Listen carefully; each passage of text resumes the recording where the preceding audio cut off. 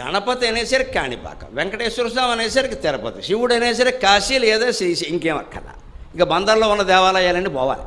దూరపు కొండలు నూలిపే అంతకంటే ఏమీ లేదు ఇక్కడ. మరి ఇంట్లో ఉన్నవాళ్ళు మనకు శత్రువుల్లా కనపడతారు. ఎక్కడో ఉన్న మేనమావ తమ్ముడు కొడుకు తోడు ట్యూషన్ చెప్పిన మాస్టర్ తమ్ముడికి వేలు విడిచిన మేనమావ కొడుకు మనకు చుట్టాలనే కనపడదు. వాడు ఎంత ఫోన్ చేసాడు, ఎంత మాట, ఇంట్లో ఉన్న కోళ్ళు ఏమైంది, ఇంట్లో ఉన్న కొడుకు ఏమయ్యా. ఇదే దేవుళ్ళ విషయంలో కూడా మనం చేస్తున్నాం. మంద వెళ్ళిన చోటకే మనం వెళ్ళక్కర్లేదండి. మన దగ్గర ఉన్న దేవుడు ఇంతకంటే గొప్ప. నేను మొహమాటం లేకుండా చాలా ప్రవచనంలో చెబుతున్నా, మీకు దుఃఖం కలిగినా భయం కలిగినా మీ పూజా మందిరంలోకి మీరు వెళ్ళండి. మీ దేవుడే మీకు అన్ని విధాలా సహకరిస్తాడు, అన్ని విధాలా ఆశీర్వదిస్తాడు. ఎక్కడికి వెళ్ళక్కల. అసలు దాని మీద మనకు నమ్మకం లేదు.